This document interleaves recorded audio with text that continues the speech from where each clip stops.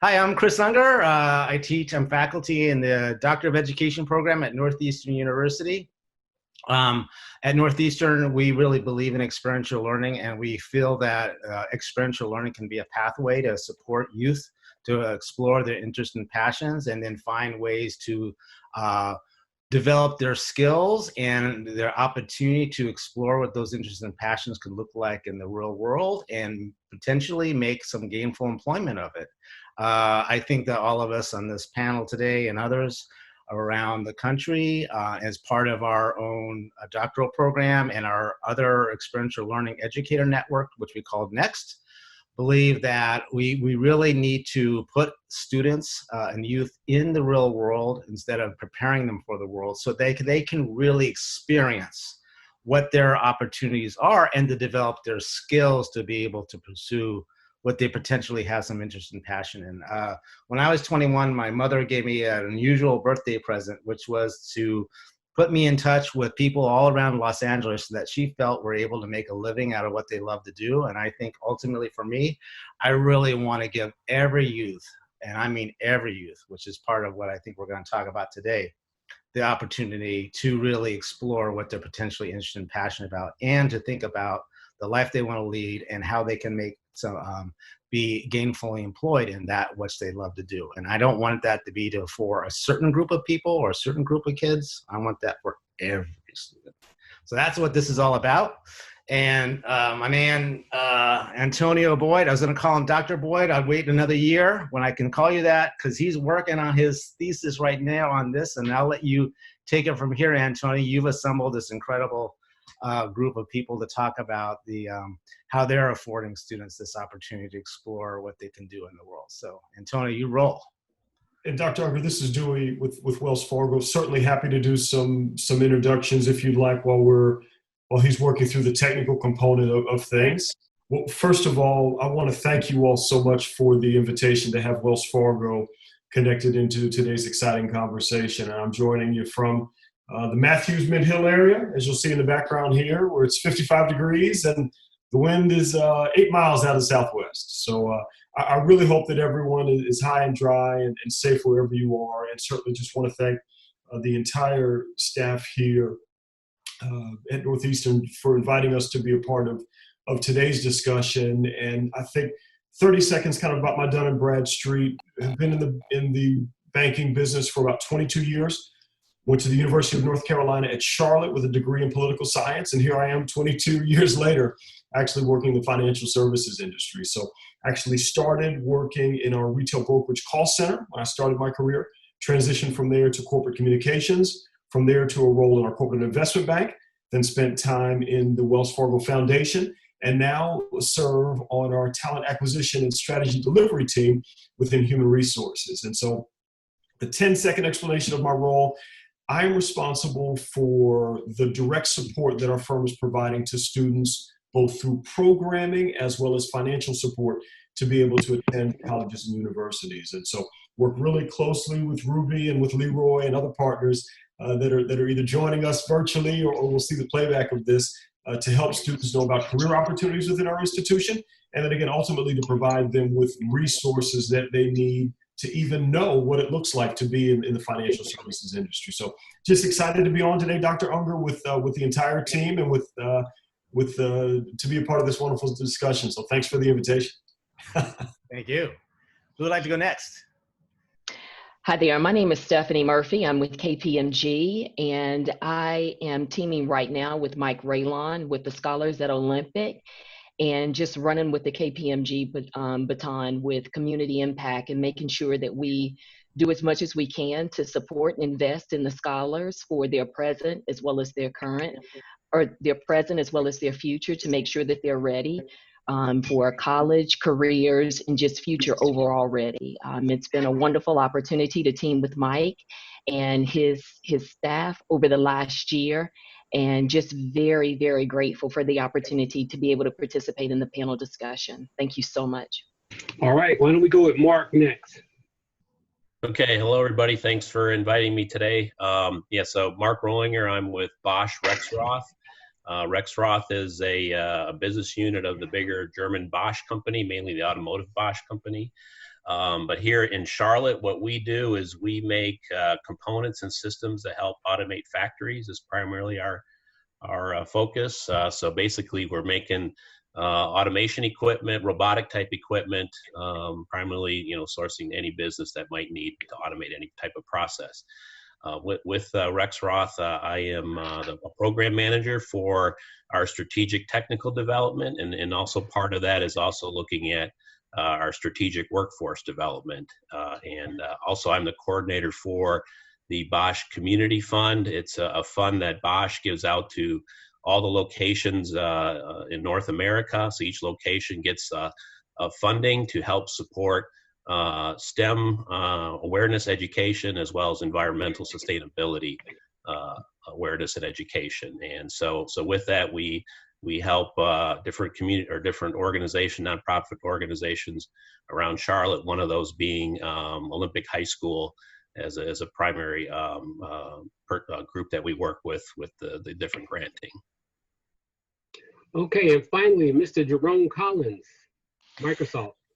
Hi, everyone. It is such a pleasure to be a part of this conversation today.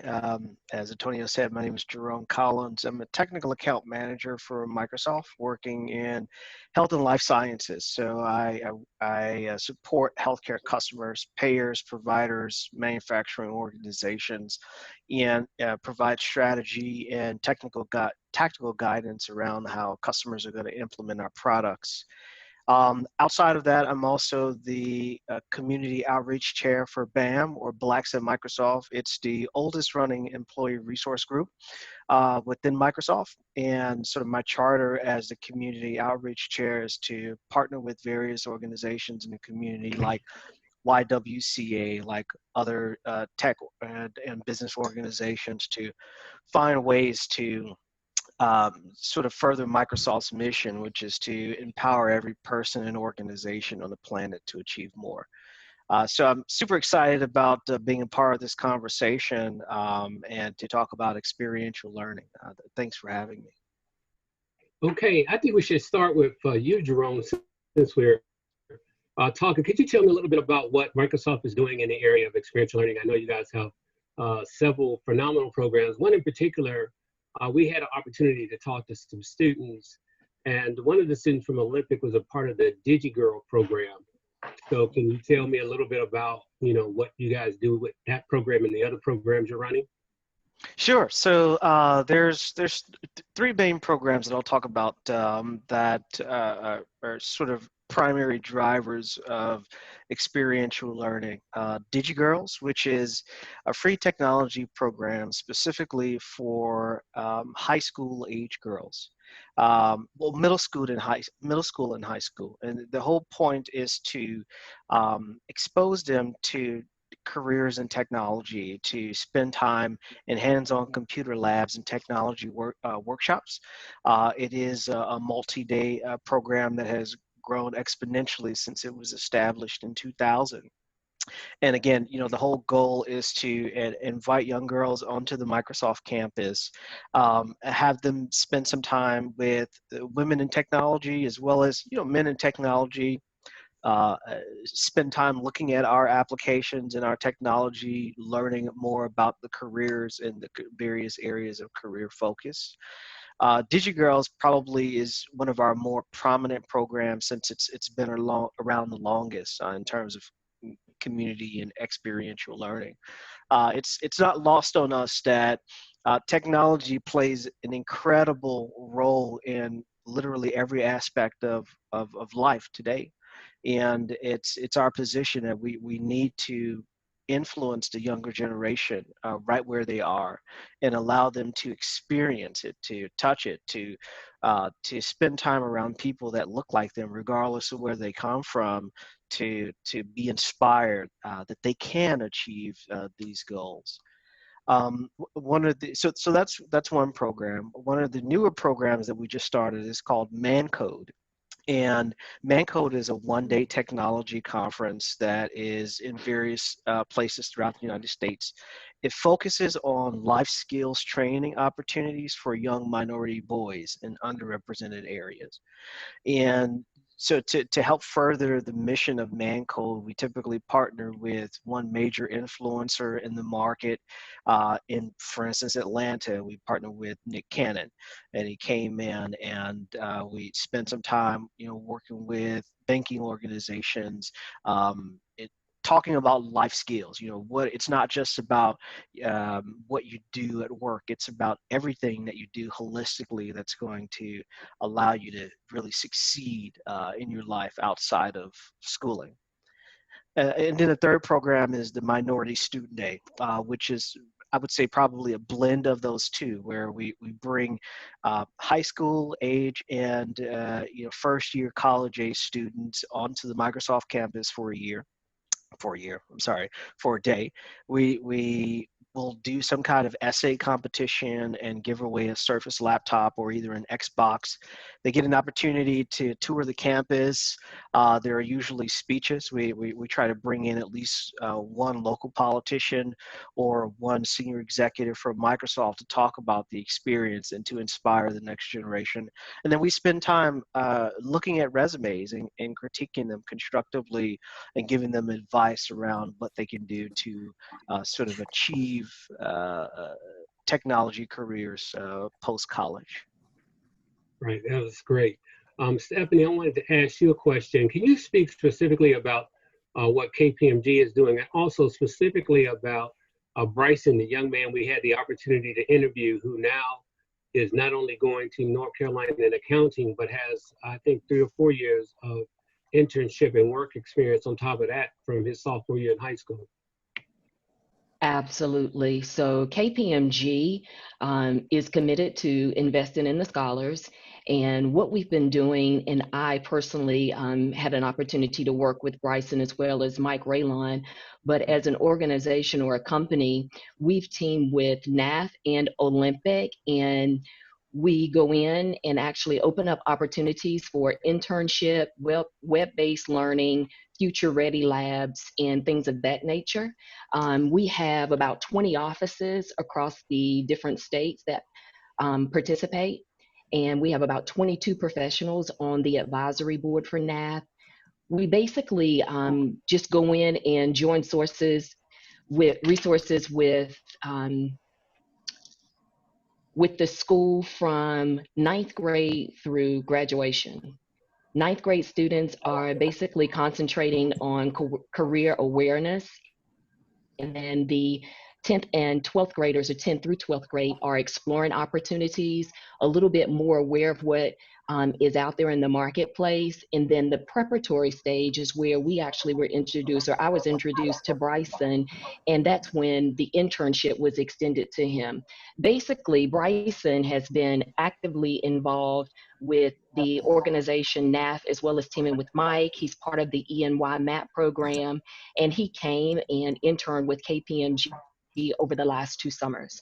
So I've had an opportunity to work with Bryson from one end of the spectrum to the other, from welcoming him in, providing insight with KPMG, not only from an accounting perspective, but from a marketing perspective, technology, human resources, all of the different facets that our firm has to offer, and just allowed him to get his feet wet in all of the different aspects, all of the different sections, and working with different professionals and things of that nature. What I will say about Bryson is, when Bryson joined our group, everything that was poured into him through experiential learning at Olympic with Mike Realon and his team of professionals was absolutely coming out of the pores of Bryson when he joined KPMG. He came in with a passion to learn and a desire to do and to take ownership of the different projects and everything that he was exposed to. So it gave me an opportunity within the last year, and I must say I'm a little nervous because I'm new to the group. I actually picked up the baton from a professional because I was shadowing him in the background, and he offered to allow me to lead. So I took the baton and started interacting with Mike, and that's when I was introduced to Bryson. So when I met Bryson, as I was saying before, he came in totally dedicated, full of drive, sense of accountability, and all of that was poured into him by everything through the experiential learning through Olympic, from his 9th grade, 10th grade, 11th grade, all the way up to 12th grade. He had been exposed to the marketplace, what careers are out here, opportunities that are available to him. He's had hands-on experience, and it was just a wonderful opportunity to team with him. I can go on and on and on about Bryson. I'll let you be more specific if you have any questions, but I actually spent 5 weeks with him, and it was truly amazing. I support the office managing partner of Charlotte, North Carolina, the Kpmg office, but he's also the Coastal Business Unit leader. So therefore, he's over offices in North Carolina, South Carolina, Florida, and San Juan.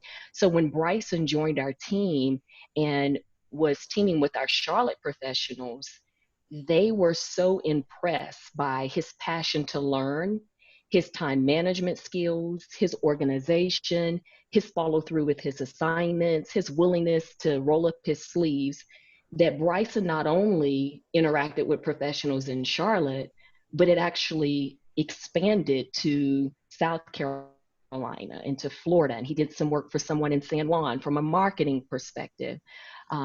So as I mentioned before, I can rave about Bryson and the wonderful things that Olympic is doing. I'll just digress a little bit and allow you to continue to ask questions. Oh, thank you, Stephanie. And also you shared before the call that he was recently, I'm focused on this young man because when we had our group of students, his passion and his careers, which is what my research says, but it also helped him to be a role model in his family. So it actually has changed and impacted his family, his ability to be in your environment, which I think is an important part of this, especially for students of color and them, but they impact generations behind them and their entire. And to that end, I wanted to talk to Dewey a little bit because Dewey and Leroy Clark, who I see is on this call. What's up, Leroy? You guys at Wells Fargo are doing incredible things. When I was executive at Hope Worldwide, Leroy would hit me up every day on email with all kinds of opportunities for minority students to engage with Wells Fargo. So can you talk a little bit about all that you're doing with that program? Yeah, I'm happy to. And Stephanie, great to hear all the great work that was happening out there. Congratulations to Bryson. And I would also say that you added tremendous value, I'm sure, to his growth and development as well. So that's a really, really cool thing. So just as folks were sharing, and Jerome, of course, for you, Microsoft, man, a lot of love for you guys. Keep up the really, really good work there. You know, something I wrote down was early access. You guys can see my notepad here for the visual aid. I wrote down early access. I want you to just think for a minute. Everybody on the phone and on the screen today has seen the stories of the kids that are like 13 and are the basketball prodigy, and how there were scouts kind of out checking them out. You know, they're on the playground, or they come to the AAU games and they slip a note to their parents and say, hey, listen, we want to sign you. We want to come here.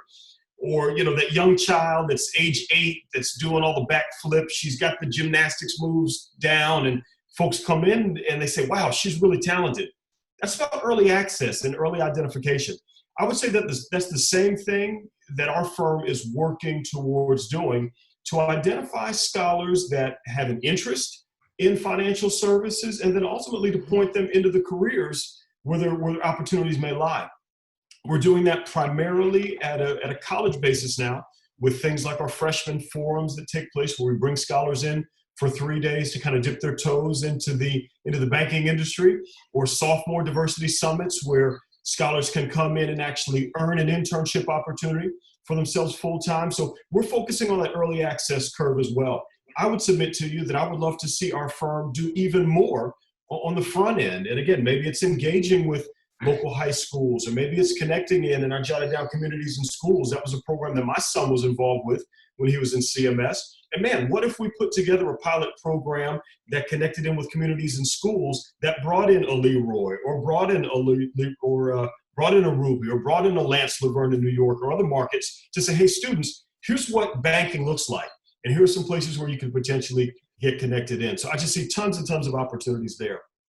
We have a really great program that I'll end with called our Beyond College webinar series, and I'll drop that into the chat in just a moment. But this is a series literally where we are giving students the training wheels, the supports, the guardrails, the bumpers, whatever you want to call it, that they're going to need as they're transitioning into college, and then from their college transition into career or into their graduate level programs, or post-bac work that's happening kind of after the fact. And so the Beyond College webinar series for us is a great equalizer. We talk about resume writing.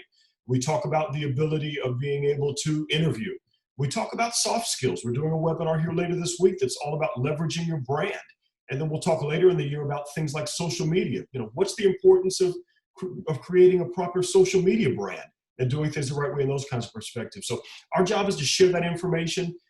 And one of the things that I've seen most recently is we're having more high schoolers joining. We have 14-year-olds and sophomores and juniors in high school that are actually joining to absorb this information. And again, it goes back to my initial comment around early access and early talent identification. We have an opportunity to share these opportunities with scholars early on.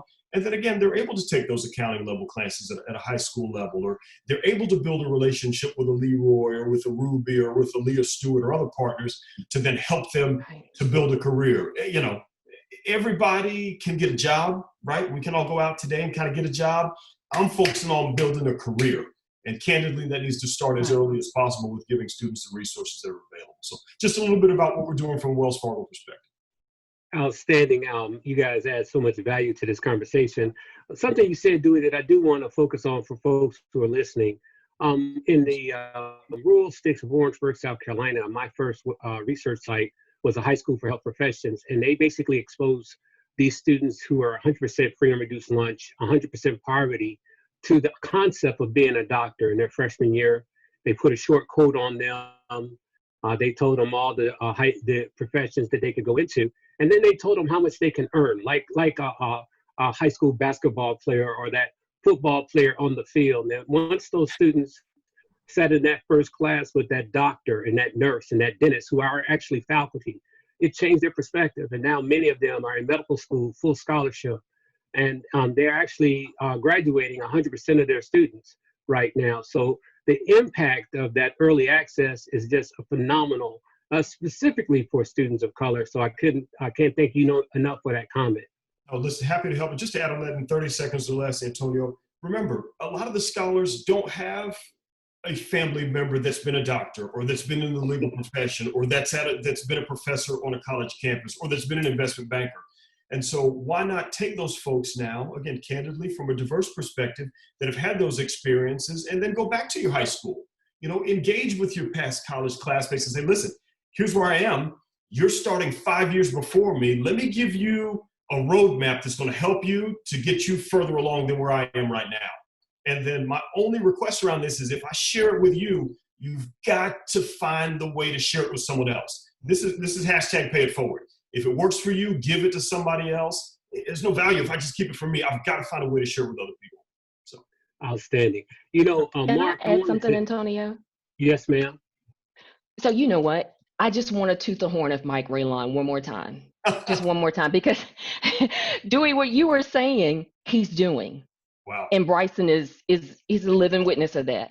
Even with the career awareness, they have the career fair where they set up in the gymnasium or the largest space that'll hold all of the scholars, invite them in. They have all the different companies that come out, set up information, offer it to the scholars. It's almost like a speed dating type situation where they come out, collect information, they take it back to their homes, they study it, but then they have a direct connection with Mike. They know these are the things that are offered through this program, the experiential learning. It starts with the career awareness part for the 9th graders, and it's still extended to the 10th, 11th, and 12th, but just the awareness of it, just an awareness factor, a seed being planted, and an accountant, an engineer, not just school and clubs and sports and things of that nature. It makes a tremendous difference. And then that following year, they come back and then they identify something that they are interested in. And then seeing that same cycle of resources come back through the Kpmg, the ENY, even the Army or whoever it is, opens doors, changes lives, impacts the current and the future. Yeah, it's making a tremendous difference. Awesome. Thank you, We're gonna get Antonio. Mike. Sorry. Oh, not a problem. We're going to get Mike at the end. He's going to introduce our folks from EY. But I wanted to give Mark from Bosch a chance to talk about how they've taken the investment in high schools and this idea of early access to the next level with what they're doing with their lab in Olympic. I know we've had Mark on before, but and this time, can you tell us why you made those decisions and give our panelists who don't know what you're doing a little better idea of how much investment you've made in this area?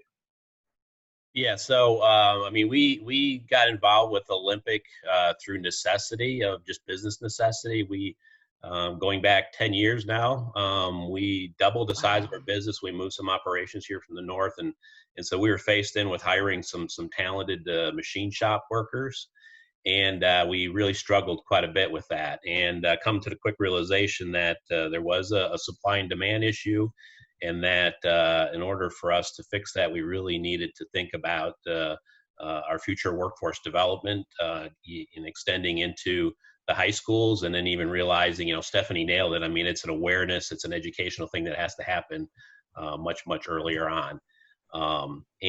So what we did is we looked at our local high school, Olympic High School. They're very nearby. And we met Mike Realon, and then the discussion started to say, what do we need to do? So we really partnered up with them, and we quickly realized that what we're looking for, there's just not any, at least in the Charlotte-Mecklenburg school area, there's not any school that had equipment to help train students in the high school about being a potential machinist, a CNC machinist, a highly skilled machinist. And so there was just no awareness at all that there was a need for this, that there was a very good high-paying job at the end of this that necessarily didn't need to have a college education also to support it.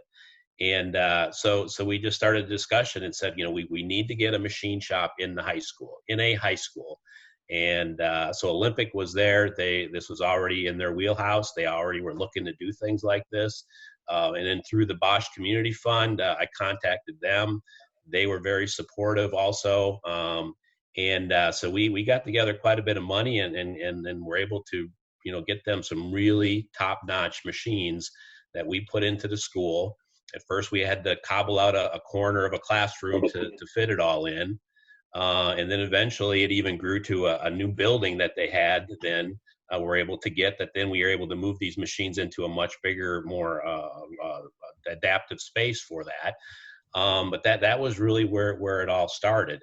And from just doing that, and then keeping investing in that, and also getting other business partners involved in that, I mean, it's just grown to so many other programs and so many more opportunities for the students there. And then even the teachers, I think it also, it brought the better teachers to the school, knowing they had that. And even the teachers have grown the program even beyond what Mike was even trying to do with it and supporting it. And then from that, the other big program we did with that branched off of that was FIRST Robotics. So I don't know if anybody knows FIRST Robotics, but it stands for Inspiration and Recognition for Science and Technology. What it is a nationally recognized, or a program nationally, where mainly high school students form a team that's supported by a business or businesses and mentored by business volunteers. And it ends up being a competition where the students design robots that then compete against other robots in a national competition. And so this is another program that then needs to utilize the machine shop. These robots are big robots. They're autonomous robots. And so we utilize now the machine shop to help build the parts that go into the robot. And then also the thing with FIRST Robotics that it does is it's not just about building robots. It's not just about the engineering. It's also a well-run business is what it ends up being. So the students are learning about, hey, we need funding. We need to do accounting. We need to keep our money straight. We need to do inventory. We need to do logistics. We got to market ourselves. We got to market ourselves to get the funding that we need. We need project managers. We need to collaborate. We need to problem solve. So it's run like a regular small business. So the students learn quite a bit about what it really takes to work in a company or to run a business, and all the other things that are surrounding the actual robot. So that's been the other big program that's actually stemmed from that. Thank you, Mark. You know, one of the things that I'm interested in is for all of our panelists is just this idea of how do you think high schools could better take advantage of partnerships with industry? In this work that we've been doing, we see a lot of project-based high schools and a lot of folks doing that work, even at Northeastern. I want to thank Dr. Unger for this class and Dr. Childers McGee, who's my chair, for supporting me, Dr. Rashad Mosley, who's also continued to push my thinking in this area, and of course, Dr. Thompson, who's on this call. But how do we make these connections like that you guys are talking about happen in more high schools? Because that truly is the workforce of the future. So I'll open that for all panelists or any panelists who want to take that on. Antonio, this is Dewey. I'll just jump in briefly on this one and then certainly defer to the other panelists on it. But you got to ask us. I think that's the big driver. And whether this is engaging with a parent who's connected in with the PTA or has a student athlete that's playing in a different place and doing something kind of in another kind of an area. But you've got to ask. And by asking, that's going to provide you with opportunities to be able to get connected in.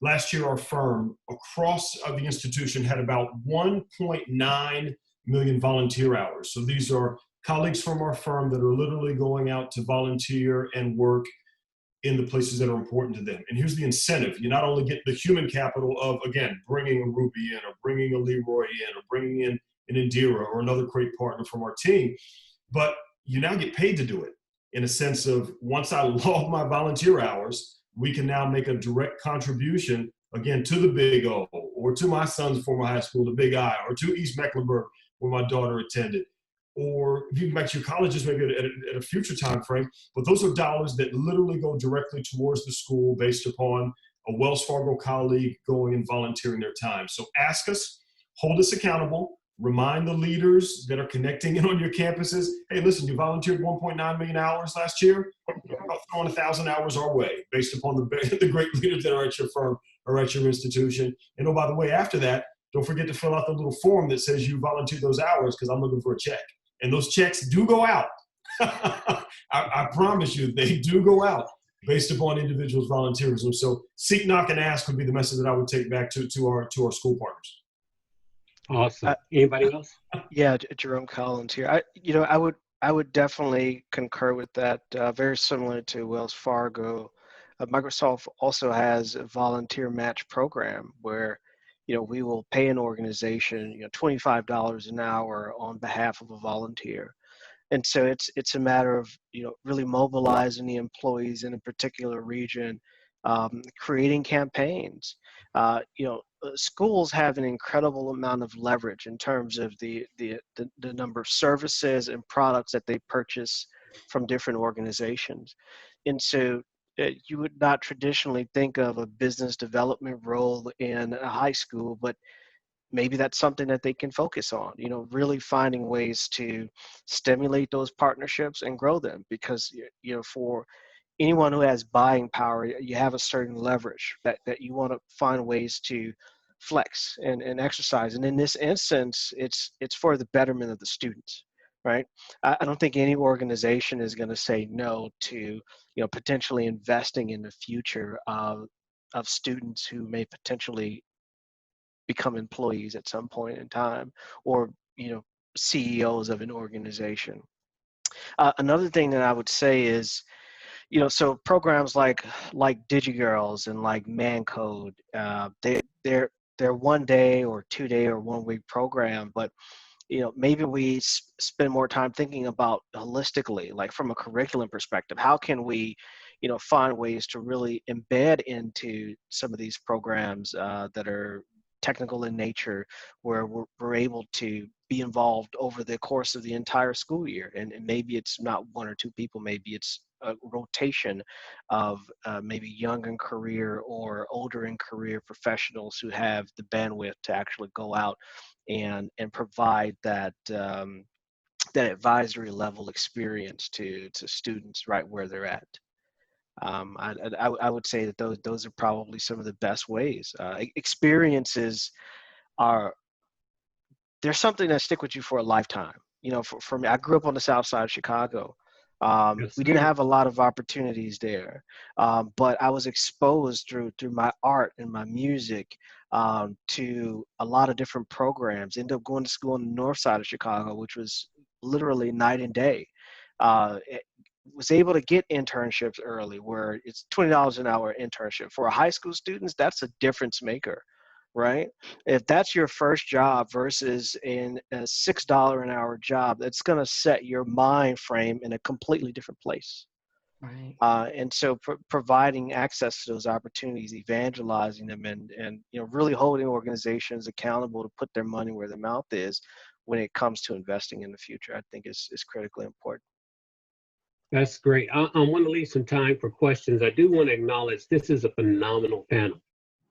I mean, we've been blessed to hear from you and to talk to you. One of the things that is one of my sneaky goals is to continue to double down and triple down on what you're doing, to really get involved with you, not only at Northeastern, but in other ways that I work, to make sure that we create career pathways for students of color all over this country. There are so many high schools that need your help and your support.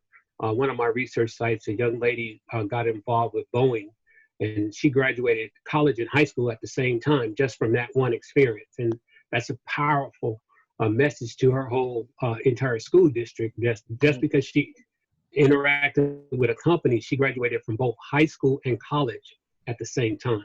So I want to leave time for questions from our other folks. I'll turn it back over to Dr. Unger. And I want to thank you again, and let's keep working together. Well, I just want to acknowledge that the chat window has been on fire here. So I'm gonna have to. I mean, I don't know if you guys have been looking at it, but there's some amazing things here. A couple of things that I want to pick up on. Jerome says yes to early access. I grew up on the South Side of Chicago and didn't have access to programs that were available in more affluent parts of the city. I think he said this. It wasn't until I was able to identify talents and direction that wanted to go in that I was exposed to opportunities in more affluent parts of the city. It took someone believing in me and showing me something different than what I was seeing for me to really experience the difference. And I want to harken back. I don't know if the rest of you saw the video chat we had with some of the students and the alum from Olympic. Extremely powerful. And a couple of them mentioned a teacher who believed in them and mentored them in this process. And so I don't want us to forget about the opportunities that industry provides, but the kind of mentorship and mentoring relationships and the belief in students, either at the high school level or in industry, is extremely, extremely important. I do want to say one other thing, open it for questions. It was mentioned here at one point that this internship, I think it was for Bryson at a young age, was paid. And, you know, many of these youth and this young woman, again, I'll harken back to this incredible video chat we had with some of the students and alum from Olympic a couple weeks ago. This young woman said she's going to she's getting her associate's degree. But she's the breadwinner for her family working at Boeing, I believe. Right? And, you know, and then another young man, I forget if it was Bryson or another young man or woman said, not only am I being lifted up, but my siblings, my brothers and sisters following my footsteps are also getting lifted up. And so there's a lot of power in all of that. Anyway, let's open up for questions. Who has some questions? Hey, Dr. Unger, I'll jump into something just really briefly here for one of the questions that came in from one of our partners today. And it was all about, you know, how do I make the connections? Hey, we're in so many different markets. How do we connect in? It's literally about the local connections. And I say this to folks all the time with a straight face. It's cool to know me. It's much better than know the local players. And so with us, literally, you can click on the link there for the Wells Fargo Foundation. And again, this is for volunteer opportunities as well as for career opportunities, maybe long-term or engagement. But find out those local partners. If you've got folks in the Northeast, if you've got folks in the South or out West, identify the name of that local partner that can, again, provide you financial support. But if they say no to financial support, again, knock on the other door and say, hey, listen, I know you have colleagues from your firm. we'd love to find folks with these areas of interest. We want some folks to come in and teach communications. We want someone to come in and kind of teach the financial principles from your hands-on banking curriculum. So please use that link. Just click on the local grants. That I think it brings up a state or drop-down map there for all of the states across the U.S. All you have to do is connect into there, and then you're all done. So it is literally that simple. Great. Jennifer has a question. Why don't you come on, Jennifer? Ask it yourself. You put it in the chat, but yeah, go for it. I'm wondering for the panel, one of the things that we leaned into in Blue Valley when we had very low unemployment was the workforce development component. If you introduce the student early to local employers, they were likely to go to work there. So we were actually helping them solve a problem. How do you see now that we're in a recession, how do you see the behavior of some of your partners potentially changing? And is it going to adversely impact some of the communities that really needed the lifting up?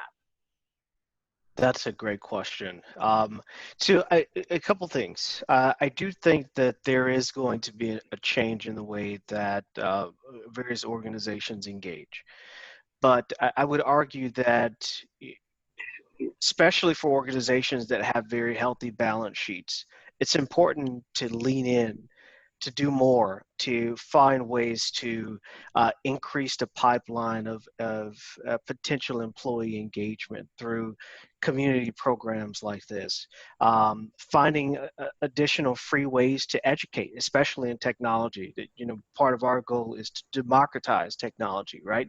It should be free in some ways and accessible. And we have a lot of programs like through our AI University, where anyone can log in there and take classes for free, through our technical skills initiative, which is also another free program where if someone wants to go on the certification path, they can do everything in terms of studying and learning about a particular area up to taking the actual certification for free. And so what I'm seeing, especially in the technology sector, is organizations leaning in, trying to find ways to. We saw Amazon, for instance, open up a homeless shelter right in their HQ in Seattle. My thinking, and just based on what I'm seeing at least in the technology industry, is that we're really leaning in and trying to find ways to help the community cope through this time. Yeah, that's awesome. I wanted to also, Dr. Ung, if I might, Mike Realon is on this call. He has been a champion for our young people. And recently I saw him post on LinkedIn that EY just graduated, 20 students, gave them full scholarships. And I know if I'm getting that wrong, forgive me, guys, but I know you guys want to talk about that. Can we give a couple minutes for them to talk about that, and then we'll take our last questions? Go ahead, Mike. Yeah. Thanks, Antonio. I'm Mike Realon. I'm at Olympic High School. I'm the Career and Community Development Coordinator. I work for Mark Rohlinger and Stephanie Murphy and Malorie here too. So we're very privileged to be able to have the Ernst & Young MAP program. And we're privileged at Olympic that 700 companies have become engaged with us, volunteering 30,000 hours and $20 million. To do experiential and project and career-driven work since 2006.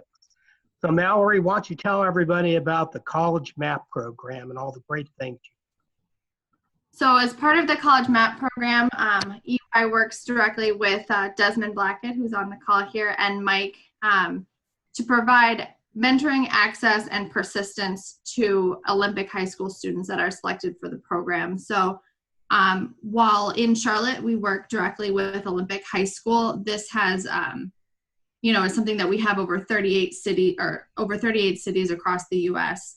Where we have similar programs with the College MAP program, working directly with high schoolers. So it launched in 2009 in 9 different cities. And since then, we have had over 1,600 EY professionals that have participated as mentors. So the mentoring aspect of the program is providing space for those one-on-one direct connections. As all of us could think back, there's probably 1 or 2 or maybe a handful of people that have had a real impact on our lives, that have given us, hope or leg up or something that had a great impact on us, that just believed in us. And so the mentoring aspect of that is to help kind of provide space for that. So we have the mentors that come to the EY High School once a month. But in addition to the mentoring aspect of it, we also have the access portion of it, which is providing access to resources for college. So scholarships, information on different colleges. Each year we take 2 different campus visits where we take the junior and senior class collegians to their campus visit, getting to explore different majors and different experiences that could await them. We also annually bring them to EY where we have a panel and have leadership from EY, just kind of open-ended discussion, talking about their story and answering questions from the scholars. We also provide SAT prep courses that we fund for any of the students that want to get involved. It's about a 4 to 8 week program in the fall, and providing direct access to SAT prep. In addition, the scholars join us on our annual EY Volunteer Day. So we've gone to Samaritan's Purse and Hope Haven, and those experiences have really, really helped and made a big impact on the students as well. But like I said, we work mainly with juniors and seniors in college as part of the kind of MAP program. But the final letter in that is persistence, and that corresponds to our collegiate program. So after the scholars graduate from high school, which 99% of do compared to 72% overall, they go to college and they are kind of invited into our persistence program. And this is where they stay connected through, and connected to our resources and to college experience. So we've raised over $2 million for scholarships this year in Charlotte, $21,000.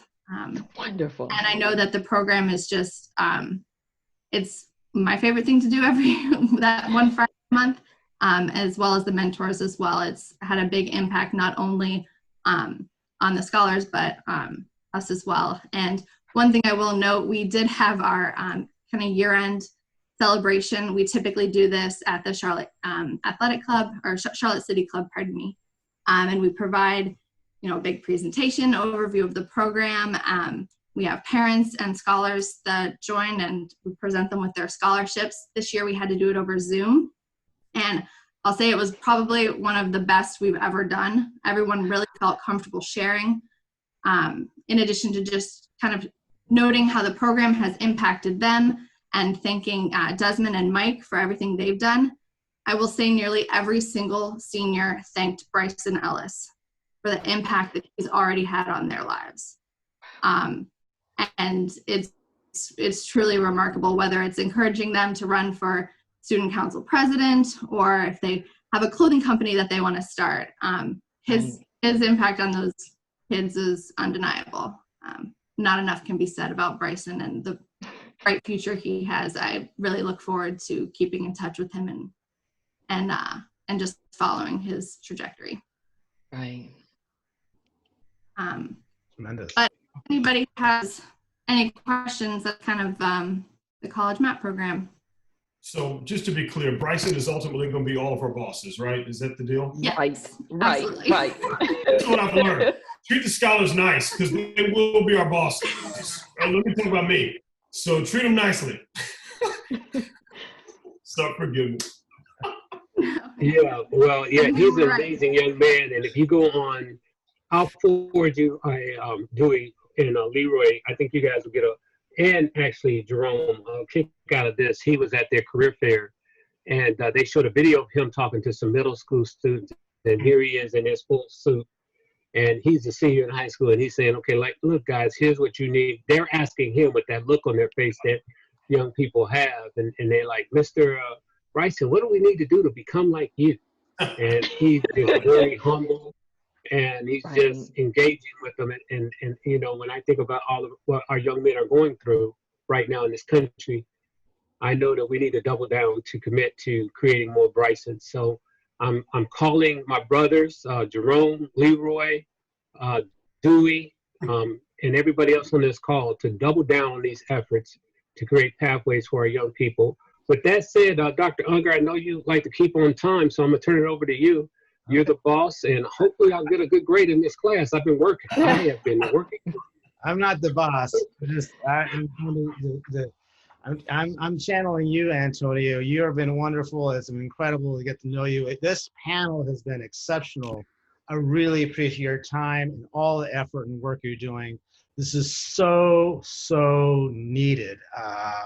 I can't overemphasize this. I mean, it's an understatement, clearly, for me to say that at all, right? I do want to say a couple of things. One is I want to point out and give a big shout out to NAF, who has been supporting the development of career academies all across the country, a great number of them in North Carolina, including at Olympic.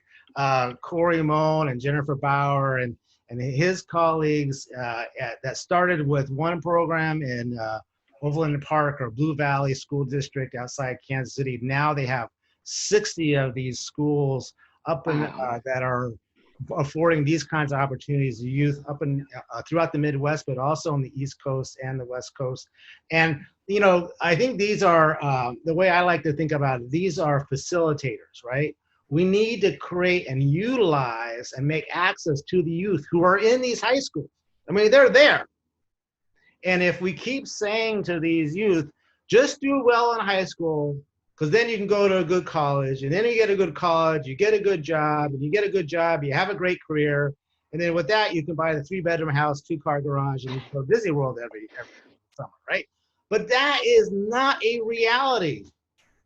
The leap from doing well in high school to going to college, to higher ed, to going, it's just, that is not.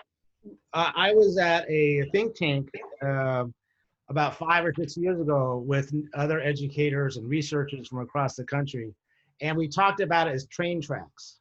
You're on a train track in high school. Then you have to jump the train track to another one, to higher ed. And if you even get on that one, you have to jump the track into employment. We need a single pathway, a linear pathway, and we need it to facilitate these students understanding that they have skills, they can have interests, they can have passions, they can have opportunity, and we need business and industry and community partnerships with these schools that facilitate that pathway for every single student and every single youth. So the little things like having a paid internship is huge.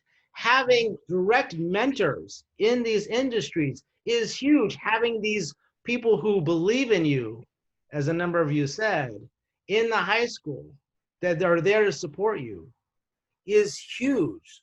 So this is, as Corey and others know me, and Antonia knows me well, I talk about the need for a revolution in schools, and a revolution in education.